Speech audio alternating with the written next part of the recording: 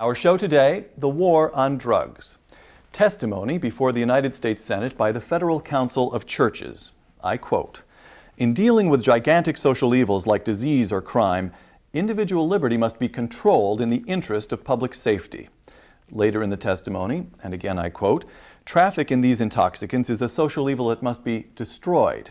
It means the degradation of families and needless inefficiency in industry." No, the Federal Council of Churches was not testifying in favor of the war on drugs. It was testifying in favor of prohibition. Prohibition was enacted in 1920 with the passage of the 18th Amendment to the Constitution. It banned the sale of alcohol throughout the United States. What happened? Consumption of alcohol did decline, but only temporarily. A black market in alcohol arose, giving rise to violent crime and colorful figures such as Al Capone. And as for the hoped-for improvements in family life and industrial productivity, they never materialized. From hooch to hash. Today's war on drugs has been going on for more than 30 years at a cost every year of billions of dollars. Our question, simply this: is the war on drugs any more effective than was the war on alcohol? With us, two guests. Pete Wilson is the former governor of California. Governor Wilson is a staunch advocate of the war on drugs. Milton Friedman is a Nobel Prize-winning economist. Dr. Friedman believes the war on drugs should be brought to an end. If you want to see money thrown at a problem to no good effect, you need look no further than America's war on drugs. The war on drugs and no good effect. Pete Wilson? Well, I would disagree with that. The effort that is being made is to contain drug use, to prevent the kind of dysfunctional behavior, dangerous behavior, the neglect of children, all of the things that come from drug use of dangerous drugs, whether it is legal or illegal. And yes, it's expensive, but I would argue that the alternative is far more costly. No good effect, Milton Friedman? Worse than no good effect, many harmful effects. We have been destroying other countries because we cannot enforce our own laws. The attempt to prohibit drugs has done far more harm than good. I think that prohibition of drugs is the most immoral program that the United States has ever engaged in. It's destroyed civil rights at home, and it's destroyed nations abroad. Destroyed civil rights at home because of large numbers of blacks and Hispanics? No, and no, what do you it's mean by destroyed that? civil rights at home for a very simple reason. If you take laws against murder or theft, Right. there's a victim who has an interest in reporting it. So if somebody has a burglary, he calls the cops, and the cops come and investigate. Now, in drug issue, when you try to prevent somebody from ingesting something he wants to ingest, you have a willing buyer and a willing seller. There's a deal made. No one has an interest in reporting it? And so the only way you can enforce it is through informers. That's the way in which the Soviet Union tried to enforce similar laws which tried to prevent people from saying things they shouldn't say. What's the difference, Pete, between saying to somebody, the government may tell you what you can take in your mouth, but the government may not tell you what you may say out of your mouth? Where's the difference? The answer to your question is that they also enforce speed limits.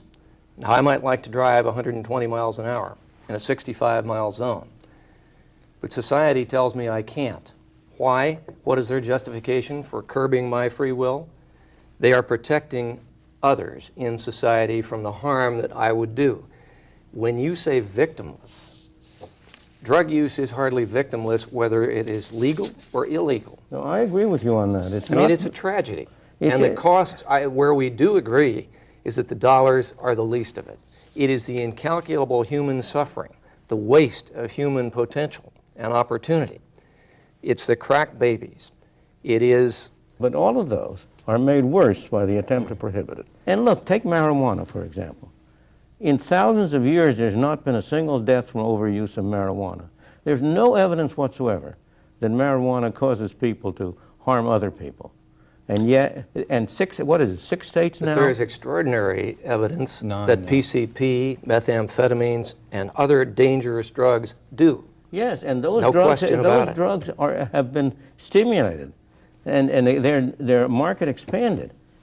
by the attempt to prohibit other drugs, which has driven up the price of drugs that are less harmful. Because of prohibition, the real dealers have found it advantageous to hire teenagers because the juvenile laws punish them less severely. Less severely. Right. When Nelson Rockefeller was governor of New York, he put in especially stringent laws on drugs. But the juveniles were exempted or on a lower level. And as a result, the drug dealers switched to using juveniles.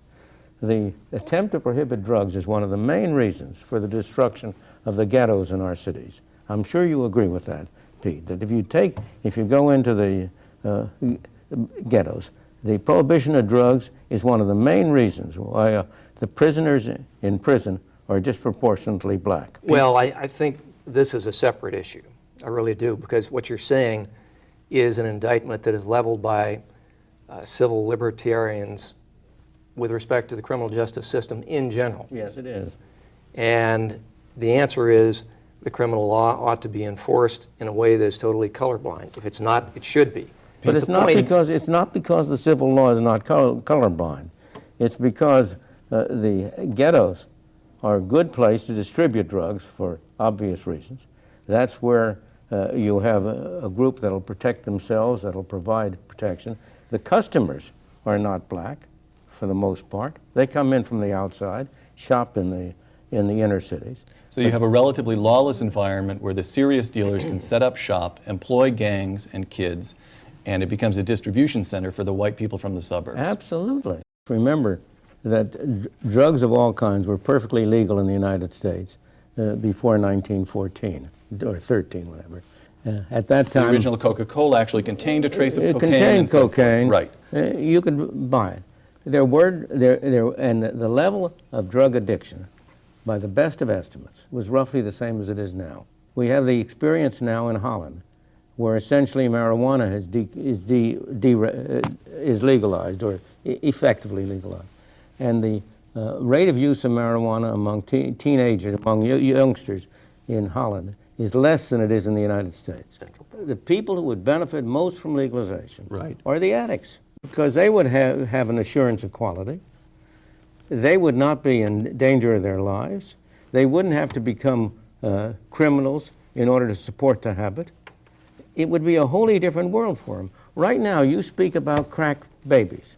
Right now, women who are pregnant women are afraid, who are drug users, are afraid to get prenatal care, afraid to get care because they'll be called criminals and turned over to the justice system. The argument for drug prohibition has always been in terms of the interests of the drug users themselves, to prevent people from becoming drug users. Right. And so far as John Stuart Mill's dictum is concerned, he says government may never interfere for the benefit of the people who are using it or are making the decision themselves, only for the harm done to third parties. You may victimize yourself if you wish to in the government. That is not the government's business. That's not the government's business. That's your business. You belong to yourself. He is concerned about the user. I am far more concerned about the user's parents, about the user's child, that addicted crack baby, about all the people who are indeed the victims of the use of dangerous drugs, whether it is legalized or whether it remains illegal. Is it, to both of you, merely an economic question which ought, in principle, to be open to investigation? No, neither of us is that is primarily to say, an economic if question. we're simply trying to say under one regime we have more drug users and under the other regime we have fewer drug users, whichever regime produces the fewer drug users is what we'll go for. That is not the case. Of course not, because you have to take account of the other harm which is done in the process of trying to prohibit the use of drugs. Look, alcohol kills a lot more people than drugs do. I personally am opposed to drug prohibition on moral grounds. I think it's unethical. I think it's immoral. However, lots of people don't agree with that. And therefore, as a person who is looking at the argument and trying to make the argument, I have gone and said, let's suppose I didn't have that view. What would my attitude be then? And I say, even then, as I look at the costs on the one hand and the benefits on the other, I say that the benefits from drug prohibition, even to those people who believe it's moral, are far less than the costs. That this is that drug prohibition has been a failure. Let me make you drug czar for a year. How would you prosecute the war on drugs if you could reform it in any way you chose to do? What ways would you reform it? I would do everything that could both reduce demand and reduce supply. Reduce availability. And the last thing in the world that will reduce availability and reduce supply is to make it legal. I think drugs are terrible. I think people ought not to use drugs. I think it's not in their self-interest to use drugs. But if people insist on doing things in their self-interest, who am I to stop them? What I have to do is to stop them from doing harm to other people. That's the function of government, as Pete and I agree. But I could do far more effectively, stop them from doing harm to other people in a legalized regime. Prohibition lasted only a dozen years before the 18th Amendment was repealed. The war on drugs? The war on drugs has already lasted nearly 3 times as long. And as we just saw, the debate continues. I'm Peter Robinson. Thanks for joining us.